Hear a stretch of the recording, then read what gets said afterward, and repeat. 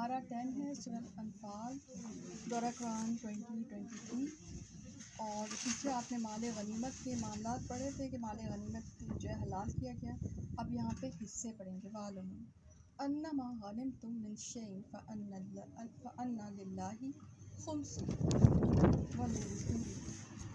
وَلِذِي الْقُرْبَىٰ وَالْيَتَامَىٰ وَالْمَسَاكِينِ وَابْنِ السَّبِيلِ إِن كُنتُمْ آمَنتُم بِاللَّهِ، اور جان لو کہ تم جس قسم کی جو کچھ غنیمت حاصل کرو گے تو اس میں سے 5واں حصہ تو اللہ تعالیٰ کا ہے اور رسول صلی اللہ علیہ وآلہ وسلم کا اور قرابت داروں کا اور یتیموں اور مسکینوں کا اور مسافروں کا، اگر تم اللہ پر ایمان لائے ہو، اور اس چیز پر جو ہم نے اپنے بندے پر اس دن اتارا جو دن حق و باطل کی جدائی کا تھا، اور جس دن 2 فوجیں بھڑ گئی تھیں۔ اللہ تعالیٰ ہر چیز پر قادر ہے۔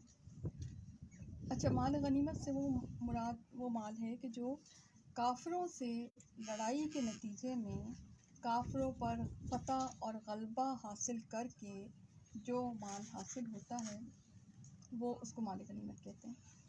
پچھلی امتوں میں یہ مال غنیمت ان کے لیے استعمال کرنا حرام ہے، اور ان کے لیے یہ حکم تھا کہ جیسے ہی جنگ ختم ہو جائے گی تو کافروں سے حاصل کردہ سارا مال ایک جگہ پہ وہ ڈھیر کر دیں گے، اور آسمان سے آگ آتی تھی اور اسے جلا کر بھسم کر دیتی تھی۔ ٹھیک ہے، لیکن امت مسلمہ واحد امت ہے کہ جس کے لیے یہ مال غنیمت حلال کر دیا گیا۔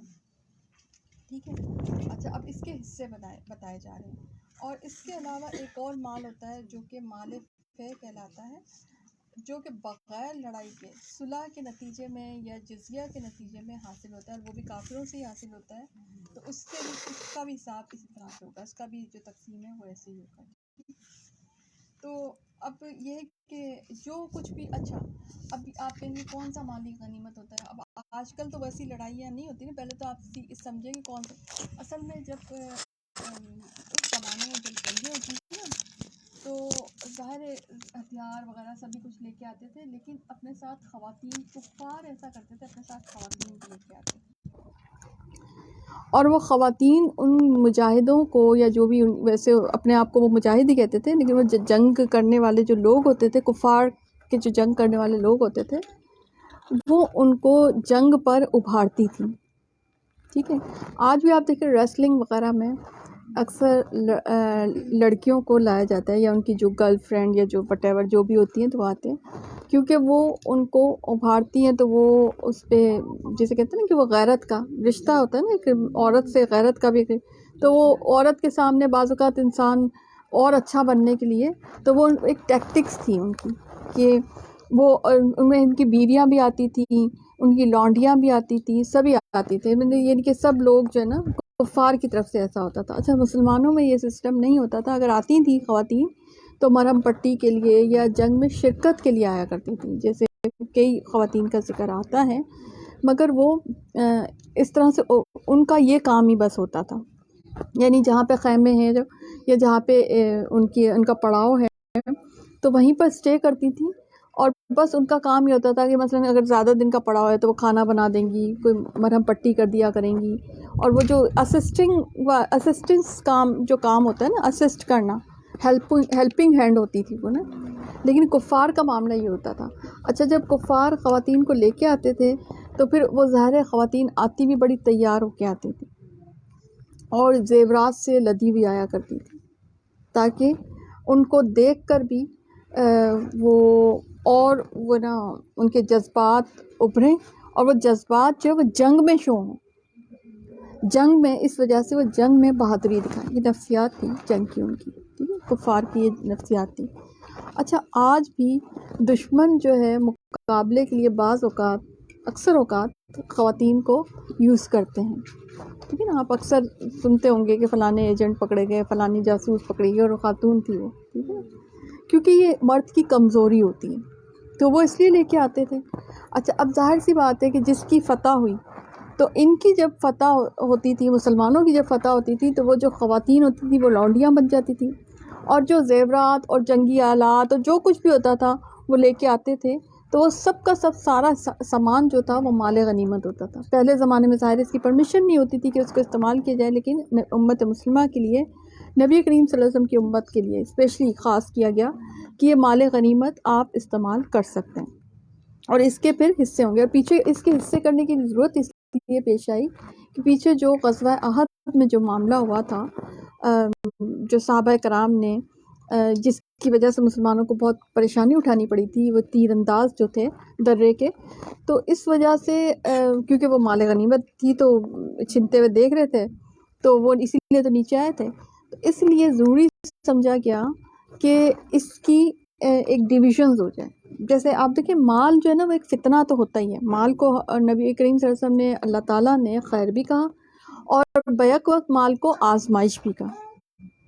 خیر اس وقت ہے کہ جب آپ اس کو اچھے کاموں میں لگائیں، یوزفل چیزوں کے لیے استعمال کریں. بھئی آپ خود بھی استعمال کریں اور دوسروں کو بھی اس میں سے شیئر دیں. مگر خرابی اس وقت ہوتی ہے، آزمائش یا فتنہ اس وقت ہوتا ہے جب آپ اس کو غلط کاموں میں استعمال کرتے ہیں. ٹھیک ہے نا؟ تو اس لیے اس کے حصے کیے گئے. جیسے کہ آپ دیکھیں کہ آپ دیکھتے ہیں کہ اس میں آپ کی جو وراثت میں بھی حصے اللہ تعالیٰ نے متعین کیے ہیں، اس میں آپ اس کو چینج نہیں کر سکتے، یہ اللہ تعالیٰ کا حکم ہے. اسی طرح سے مال غنیمت کے بھی حصے کوئی چینج نہیں کر سکتا. ٹھیک ہے. اب اس کے حصے بتائے جا رہے ہیں کہ اس کے 5 حصے کر کے 4 حصے تو مجاہدین میں تقسیم کیے جائیں گے جنہوں نے جنگ میں حصہ لیا، اور ان میں بھی جو پیادہ یعنی کہ پیدل تھے ان کو 1 حصہ، اور سوار کو 3 گنا حصہ ملے گا. اچھا، سوار کو اس لیے کہ اس نے سواری بھی تو لگائی نا، دونوں ایٹ رسک تھے، یعنی اس نے زیادہ چیز لگائی، اس نے اپنی سواری کی بھی جان لگائی اور اپنی بھی جان لگائی. ٹھیک ہے نا. 5واں حصے جسے عربی میں خمس کہتے ہیں، کہا جاتا ہے کہ اس کے پھر سے 5 حصے کیے جائیں گے. 1 حصہ رسول اللہ صلی اللہ علیہ وسلم کا، اور آپ صلی اللہ علیہ وسلم کے بعد اسے مفاد عامہ میں خرچ، یعنی کہ جب وہ نہیں رہیں گے تو ان کے لیے مفاد عامہ یعنی مسلمانوں کی رفاہ کے لیے، فلاح کے لیے استعمال کیا جائے گا. ٹھیک ہے. تو یہ اصل میں بتایا جا رہا. اور اللہ تعالیٰ کا حصہ، اللہ تعالیٰ کا حصہ مانوی نہیں حصی ہے. ٹھیک ہے.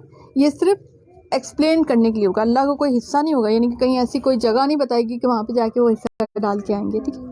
یہ صرف آپ کو احساس دلانے کے لیے کہ آپ کی ساری کامیابی جو ہے، ساری جو آپ کو اسسٹ کیا جا رہا ہے، یہ اللہ سے منسوب ہے. ٹھیک ہے. اور اس میں آپ دیکھیں کہ حدیث میں آتا ہے کہ مجھے وہ 5 چیزیں دی گئیں جو مجھ سے پہلے کسی نبی کو نہیں دی گئی، ان میں سے ایک مال غنیمت بھی ہے. ٹھیک ہے. تو اب آپ دیکھیں کہ اس حصوں میں سوسائٹی ایک فلاحی ریاست کا ایک نقشہ پورا کھینچ دیا گیا ہے کہ کس طرح سے جو پسے ہوئے طبقے ہیں ان کو بھی اٹھایا جائے گا، ان کا حصہ بنایا جائے گا. آپ دیکھیں قرابت داروں کا، یتیموں کا اور مسکینوں کا اس میں حصہ ہے. جنگ کے نتیجے میں مال غنیمت حاصل ہو رہا ہے، اور مجاہدین وہ ہو سکتا ہے کہ دوسرے ہوں، اور کچھ ایسے لوگ ہوں گے جو یتیم ہوں گے، جو مساکین ہوں گے، جنہوں نے ہو سکتا ہے شرکت ان کی ذمہ کوئی اور کام لگایا ہوگا، یا اگر وہ ہیں بھی تو ان کا حصہ الگ سے بن رہا ہے. اور آپ دیکھیں کہ آپ دیکھیں غزوات سے، جنگوں سے بھی ٹریننگ ہوتی ہے. ٹھیک ہے نا. اور یہ اس لیے حصے بنائے اس کے تاکہ آپس میں سوسائٹی کے، معاشرے کے لوگوں کے دل ملے رہیں، آپس میں متحد ہوں، امت میں اتحاد ہو، احساس کا جذبہ پیدا ہو کہ انسان جو ہے وہ ایک دوسرے کا خیال رکھے. اور مال کو بتا دیا گیا کہ مال کی جو برکت ہے اس کو شیئر کرنے میں، یہ بڑی امپورٹنٹ بات ہے.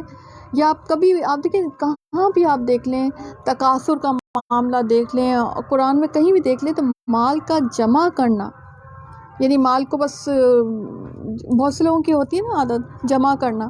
اچھا، مال کو نہیں تو اور چیزوں کی کرتے رہتے ہیں کہ جی ہم نے ادھر انویسٹمنٹ کر رکھی ہے، ادھر انویسٹمنٹ کر رکھی ہے، ہم نے لائف ٹائم یوں کر رکھا ہے، وہ کر رکھا ہے. آپ کو اپنی زندگی کا کیا پتہ ہے؟ ٹھیک ہے نا. اور میں نے اکثر دیکھا ہے، ٹھیک ہے آپ کے پاس زیادہ ہے، آپ اس کو کچھ اور، اس میں یہ نہیں کہہ رہی کہ، اور نہ ہی اسلام ہی کہتا ہے کہ وراثت میں آپ، اسی لیے تو وراثت کے قانون ہے. مگر مینلی جو ہمارے ہاں جو سسٹم بنا ہوا ہے، ہمارے ہاں شیئرنگ کا سسٹم کم ہے، اور مال کا تکاثر اور کنز کا سسٹم زیادہ ہے کہ اس کو جسے کہتے ہیں نا کہ خزانے کے طور پہ جمع کرنا. اور کثرت انسان اپنے لیے پسند کرتا ہے، اور شیئر بہت کم کرتا ہے۔ تو اسلامی معاشرہ جو ہوتا ہے نا، اب آپ دیکھیں مجاہدین میں سے کسی نے بھی نہیں کہا کہ جی جنگیں تو ہم نے لڑی تھی، اب نا ہم کیوں دیں، ہم نے سارا کام کیا تھا، اب ہم اس میں سے بھی۔ اچھا اس زمانے میں اور کوئی خاص ذریعہ معاش نہیں ہوتا تھا، بڑے سمپل سے چھوٹے چھوٹے سے ذریعہ معاش ہوتے تھے، ٹھیک ہے نا۔ تو یہ تو آپ کو ایک طرح سے بونس ہی مل رہا ہے نا، کہ جنگ میں آپ جیت کر آئے ہیں تو آپ کو جو مل رہا ہے تو ایک بونس ہی مل رہا ہے۔ تو اس میں مجاہدین نے کسی نے بھی سوال نہیں اٹھایا کہ بھئی یہ ہم کیوں دیں، یہ ہمارا۔ آپ دیکھیں آج کل کے لوگ کتنا سوال اٹھا دیتے ہیں، کہیں شیئرنگ کی بات کی جائے، کہیں بھی صدقات یا زکوٰۃ کی بات کی تو انسان بچنے کی زیادہ کوشش کر رہا ہوتا ہے بجائے اس کے کہ دوسروں کو دیا جائے۔ تو اسلام یہ کہتا ہے کہ شیئر کرنے، مال کو شیئر کرنے میں اس کی برکت ہے۔ آپ دیکھیں ہمارے پاس بعض اوقات مال ہوتا ہے، اس میں یہ برکت نہیں ہوتی، کیونکہ ہمارے پاس برکت اس لیے نہیں ہوتی کہ وہ ہم بڑی کنجوسی کے ساتھ اور بڑی بدنیتی کے ساتھ وہ ہم اپنے لیے رکھے ہوئے ہوتے ہیں، اور پتہ نہیں کب کے لیے رکھے ہوئے ہوتے ہیں کہ وہ فلانی جو ہوگی چیز تو ہم اس میں یہ یوز کریں گے۔ آپ دیکھیں زمین جو مہنگی ہوئی ہے، یہ اس کا آپ اسی لیے نا کہ یہ جو انویسٹرز جو ہوتے ہیں، جو ریئل بائر ہوتا ہے اس کے لیے زمین مشکل ہوتی ہے لینی، گھر لینا مشکل ہوتا ہے، فلیٹ لینا مشکل ہوتا ہے، لیکن بہت سے ایسے لوگ ہیں جن کے پاس بہت زیادہ کچھ ہوتا ہے۔ اچھا کہ جو ہم یہ جو کرتے ہیں نا، یہ جو ذخیرہ اندوزی جو ہوتی ہے، یہ صرف چیزوں کی نہیں ہوتی ہے، صرف یہ جو کھانے پینے کی چیزیں اس کی نہیں ہوتی ہے۔ آپ کسی بھی ایسی چیز کو آپ بعض اوقات یہ سسٹم چل رہا ہوتا ہے کہ ایک دم کسی نے اتنے پلاٹ اٹھا لیے یا اتنے گھر اٹھا لیے یا اتنے فلیٹ اٹھا لیے تھے، وہ کیا ہوا ایک دم سے وہ ہائپ کریٹ ہو گئی، ٹھیک ہے نا۔ یا سونے کا بھی یہی چکر ہوتا ہے کہ سونا کسی نے بہت زیادہ پھر ایک دم مارکیٹ میں پھینکا گیا۔ تو کنز اور یہ ذخیرہ اندوزی جو ہے نا، اس کے طریقے اب لوگوں نے بہت سارے نکالے کہ چینی کا ہوتا ہے، چینی کے لے لیتے ہیں ٹوکن لے لیتے ہیں، پتہ نہیں کیا کیا مجھے لوگ بتاتے ہیں کہ وہ آپ کے پاس چیز آتی بھی نہیں ہے، کچھ پیپر پہ کچھ ہوتا ہے اس طرح سامان کا۔ تو آپ منڈیاں بھی پتہ چلا، ریسنٹلی پتہ چلا کہ منڈیوں کے دام لگے ہوئے ہوتے ہیں، اس لیے یہ جو چیزیں فروٹس وغیرہ ہمیں اس لیے مہنگے مل رہے ہوتے ہیں کہ لوگوں نے جو انویسٹرز ہوتے ہیں انہوں نے منڈیوں پہ، مطلب میں سوچ کے حیران رہ گئی، مجھے بھی نہیں یقین آیا۔ میں نے جب نیوز پڑھی، انفیکٹ سنی، تو میں حیران رہ گئی، میں نے کہا ایسا کوئی مسلمان کر سکتا ہے؟ لٹرلی مجھے عجیب سی فیلنگ ہوئی کہ یہ ایک مسلمان کیسے کر سکتی ہے؟ یہ کھانے پینے کی چیز ہے نا، یہ تو آپ دیکھیں کہ ویسے حکومت نے وہ آٹا وغیرہ جن کے ہاتھ میں وہ ہے وہ چیز، اب کم از کم یہ جو نارمل چیزیں ہیں جو بیچارے غریب ہیں امیر ہیں سب کھا لیتے ہیں بیچارے، اب ان کے لیے بھی آپ نے زندگی تنگ کر دی۔ تو مافیاز ہیں، ٹھیک ہے نا، اور یہ سب کے سب جو ہے نا یہ گناہ والے کام ہیں، حرام کام ہیں۔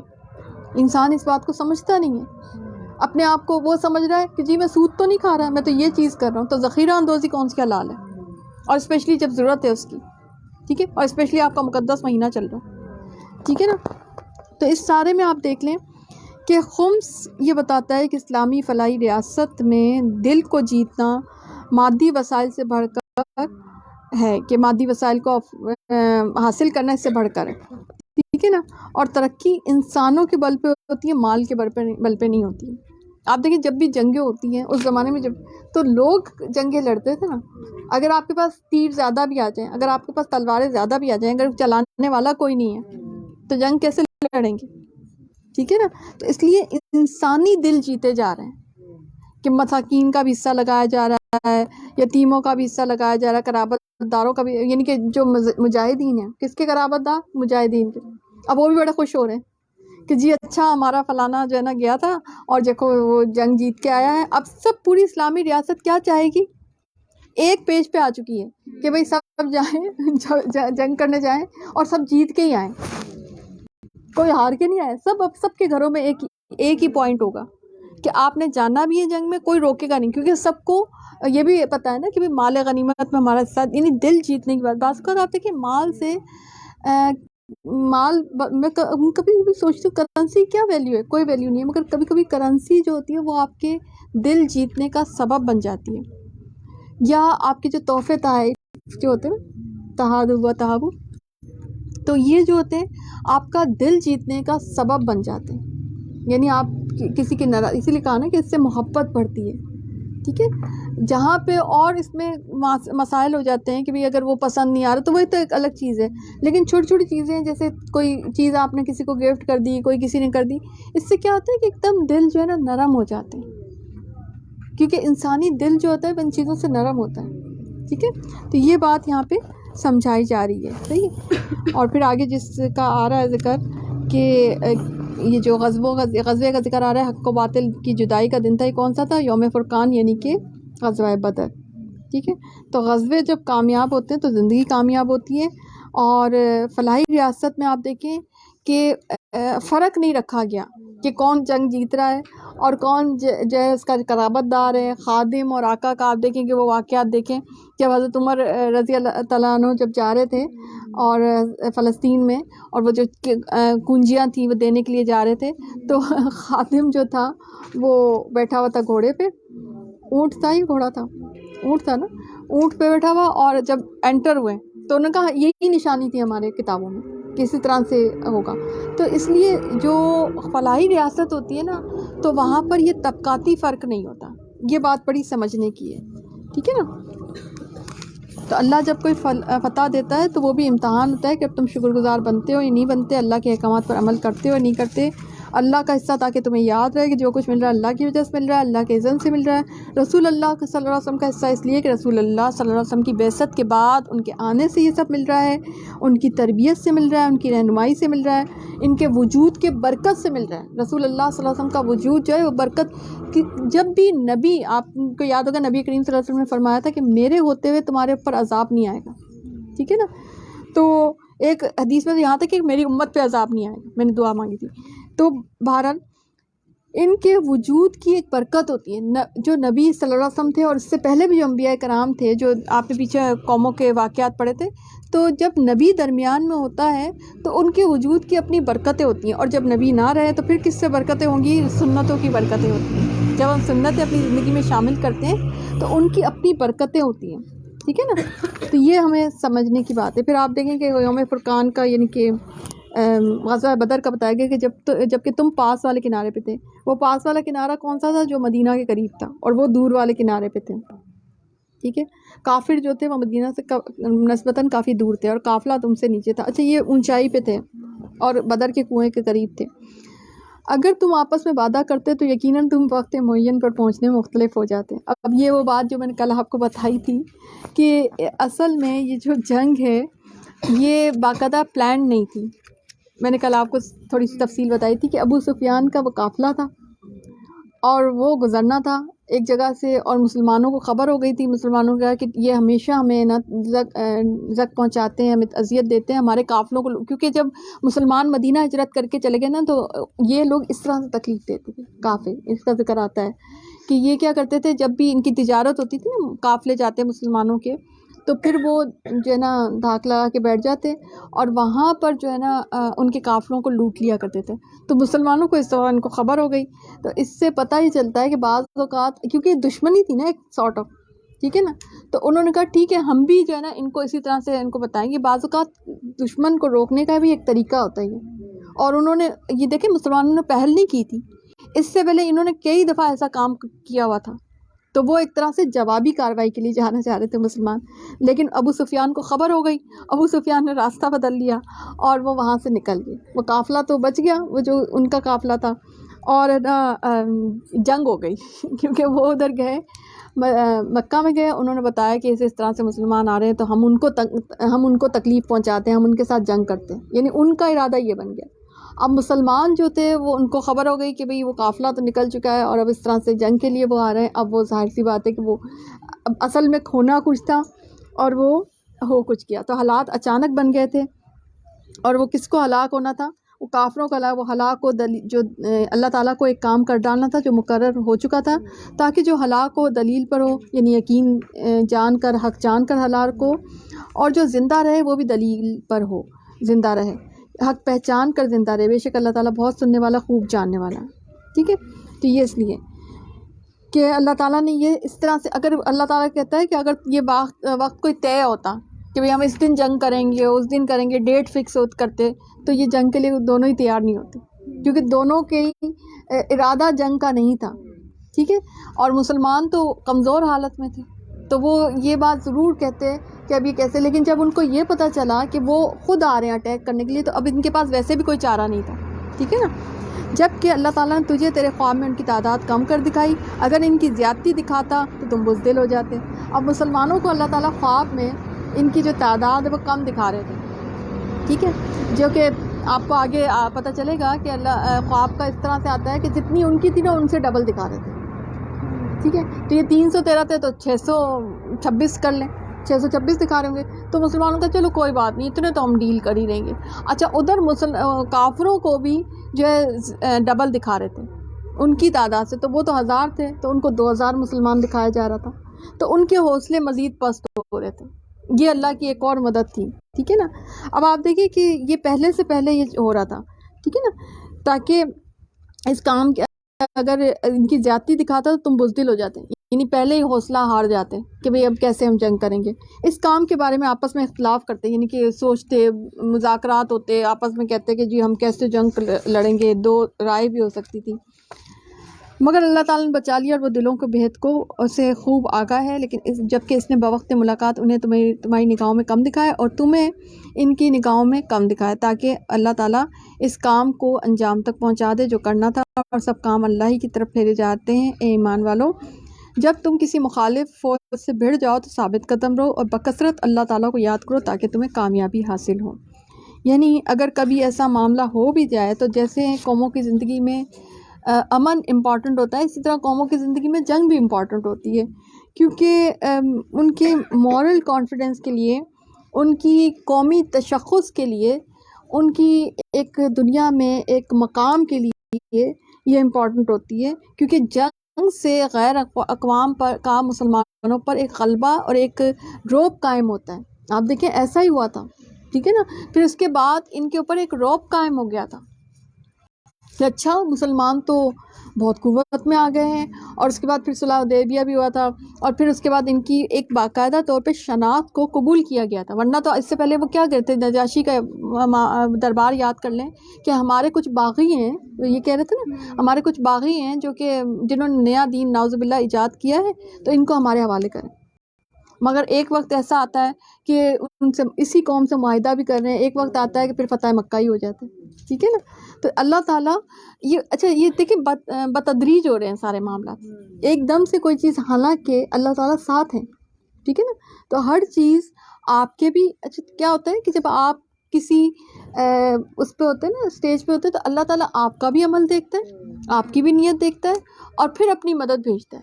آپ کی نیت کے ساتھ ساتھ ہوتی ہے، آپ کے عمل کے ساتھ ساتھ اس کی مدد آ رہی ہوتی ہے. اگر اس وقت یہ کہہ دیتے صحابہ کرام کہ ہم نہیں لڑ سکتے، یا اس وقت ان کے حوصلے پست ہو جاتے، تو کیا اللہ کی مدد آتی؟ اللہ کی مدد نہیں آتی.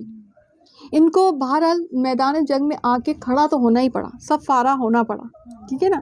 جیسے آپ نے پیچھے موسیٰ علیہ السلام کی قوم کا معاملہ دیکھا، بنی اسرائیل کا، کہ انہوں نے تو انکار کر دیا تھا، حالانکہ ان کے 2 شخصوں نے بھی سمجھایا تھا کہ تم جاؤ اور تم غالب ہو جاؤ گے سرزمین پہ، اللہ کی مدد آ جائے گی. لیکن انہوں نے اس بات پر یقین نہیں کیا تھا. پھر آگے اللہ تعالیٰ کہتے ہیں، تو یہ اصل میں تعلیم دی جا رہی ہے کہ اگر جنگ ہو جائے تو پھر یہ ہے کہ اپنا حوصلہ جو ہے بلند کرو، اور جو ہے نا بھیڑ جاؤ جنگ سے. آپ کو پتہ ہے کہ پیٹھ پھیر کر جو بھاگ جائے تو اس کی سزا جو اسلام میں ویسے قتل ہے، اور اس کی توبہ قبول نہیں ہوتی جو جہاد ہو رہا ہو اس میں. اور اللہ کی اور اس کی رسول صلی اللہ علیہ وسلم کی فرما برداری کرتے رہو، آپس میں اختلاف نہ کرو ورنہ بزدل ہو جاؤ گے اور تمہاری ہوا اکھڑ جاؤ گی. ٹھیک ہے، مسلمانوں کو تنازع اور اختلاف میں پڑنے سے روکا جا رہا ہے، کیونکہ اس سے کیا ہوتا ہے، دشمن طاقتور ہوتا ہے. اور صبر اور سہار رکھو، یقیناً اللہ تعالیٰ صبر کرنے والوں کے ساتھ ہے. اور ان جیسے نہ بنو جو اتراتے ہوئے اور لوگوں میں خود نمائی کرتے ہوئے اپنے گھروں سے نکلے تھے. کون تھے؟ کفار تھے، اور اسپیشلی ابو جہل. اور اللہ کی راہ سے روکتے تھے، اور جو کچھ وہ کر رہے تھے اللہ تعالیٰ سے گھیرنے والا تھا، جبکہ ان کے اعمال کو شیطان زینت دار کر کے دکھا رہا تھا. ٹھیک ہے، مشرکین جب مکہ سے روانہ ہوا تھے تو انہیں اپنے حریف قبیلے بنی بکر بن کنانہ سے بھی اندیشہ تھا کہ وہ پیچھے سے انہیں نقصان نہ پہنچائے. تو چنانچہ شیطان سراقہ بن مالک کی صورت میں آیا، جو بنی بکر کے سردار تھے. انہیں اپنے فتح اور غلبے کی بشارت دی، اپنی حمایت کا یقین دلایا. ٹھیک ہے، اور جب ملائکہ کی صورت میں مدد آئی نا، مدد الہی سے نظر آئی شیطان کو، تو وہ ایڑیوں کے بل بھاگ کھڑا ہوا. ٹھیک ہے، اس سے یہ پتہ چلتا ہے یہ شیطان جن تھا. ٹھیک ہے نا. تو میں نے آپ کو کل ہی بتایا تھا میرا خیال ہے کہ جن شیطان جو ہوتے ہیں نا وہ شکل بدل سکتے ہیں، یعنی شکل بدل کر کسی اور کی شکل بنا کر آ سکتے ہیں. اب اس کا یہ مطلب نہیں ہے کہ آپ سب پر شک کرنا شروع کر دیں کہ جی کل جو آئی تھی تم ہی آئی تھی نا، فون کر کے دوبارہ پوچھ رہے ہیں تم ہی تھی نا، کوئی جن تو نہیں تھا. ٹھیک ہے، ایسا نہیں ہے. وہ پتہ چل بھی جاتا ہے ایسے. جب کہ ان کے اعمال کو شیطان نے زین دار کرے. وہ کہہ رہا تھا لوگوں میں آج کوئی بھی آج تم پر غالب نہیں آ سکتا، اور میں خود بھی تمہارا حمایتی ہوں. ٹھیک ہے، ان کا حمایتی شیطان تھا. جبکہ منافق کہہ رہے تھے. اچھا، ایک اور قوم جو تھی وہ منافق تھی، وہ کہہ رہے تھے کہ وہ بھی اور منافق اور وہ بھی جن کے دلوں میں روک تھا کہ انہیں تو ان کے دین نے دھوکے میں ڈال رکھا. اچھا، یہ تبصرے بازی معاشرے کی ایک صورتحال، ایک تصویر کشی کی جا رہی ہے ان آیات میں کہ معاشرے میں کیا کچھ چل رہا تھا. ایک طرف دیکھیں مسلمان تھے جو نبی کریم صلی اللہ علیہ وسلم کے حکم پر جنگ کے لیے سفارہ ہو رہے تھے. ایک طرف کافر تھے جو کہ بڑا ہی اتراتے ہوئے بڑے غرور سے کہ آج تو ہم نعوذ باللہ پسپا کر کے ہی آئیں گے، آج تو ہم حق پر ہیں. ان کو یہ تھا نا کہ یہ حق پر ہیں تو آج تو ہمیں غلبہ ہی ملے گا. دوسری طرف منافق تھے کہ یہ دیکھو نا ان کو کیا ہو گیا ہے، پاس کچھ بھی نہیں ہے، ہتھیار پورے ہیں نہیں، اور نا ان کو ان کے دین دھوکے میں ڈال رکھا ہے، ان کے پاس کوئی قوت نہیں ہے. اور ان کا حال دیکھو کہ ابھی لڑنے جا رہے ہیں اس قوم سے جو کہ اچھا یہ لوگ تھے تو جنگجو تھے نا، بہادر قوم تھی.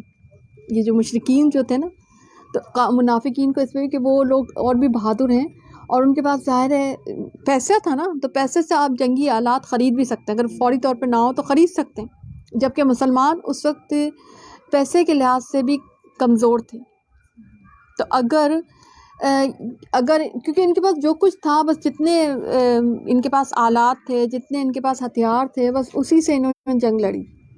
سواریاں بہت زیادہ نہیں تھیں، اسباب نہیں تھے.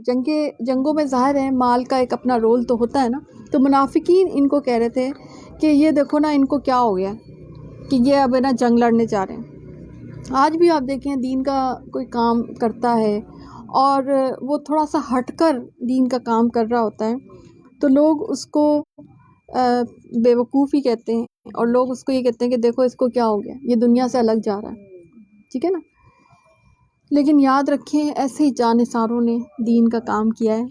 ایسے ہی جانثار ہوتے ہیں جن کی قربانی کو اللہ تعالیٰ قبول کرتا ہے. ایسے ہی جانثار ہوتے ہیں دین کے، اسلام کے، کہ جو اللہ کے ہاں سرخرو ہو جاتے ہیں. ان کے پاس کچھ نہیں ہوتا، مگر وہ جو کچھ بھی ہوتا ہے نا وہ اللہ کے، ان کے پاس جان اگر ہوتی ہے تو وہ جان بھی حاصل کر دیتے ہیں. ان کے پاس جو کچھ ہوتا ہے نا وہ حاصل کر دیتے ہیں. کہتے ہیں بس اللہ تعالیٰ ہمارے پاس یہ ہے، ہم یہ آپ کے راستے میں لگا دیتے ہیں. ٹھیک ہے نا. اور اللہ اس کو قبول کرتے ہیں. ٹھیک ہے نا. کاش کہ تو دیکھتا جب کہ فرشتے کافروں کی روح قبض کرتے ہیں. اچھا، اب اس پہ فوراً بعد اللہ نے کیا جواب دیا ہے نا، یہ منافق یقول المنافقون والذین فی قلوبہم مرض، کہ اس کے فوراً بعد اللہ کا جواب دیکھنا، ولو تری اذ یتوفی الذین کفروا الملائکۃ یضربون وجوہہم وادبارہم وذوقوا عذاب الحریق. کہ یہ زندگی چاہتے ہیں نا، تو ان کو ظاہر ہے جنگوں میں تو دیکھیں زخم بھی لگتے ہیں، جنگوں میں انسان کو گھر بار بھی چھوڑنا پڑتا ہے. جنگ کے حالات آئیڈیلسٹک تو کہیں بھی نہیں ہو سکتے، چاہے آج کا دور ہو چاہے وہ دور ہو. ٹھیک ہے نا. نارمل حالات تو نہیں ہوتے نا. تو یہ زندگی اور زندگی کی خوشیاں اور زندگی کی رونقیں چاہتے تھے.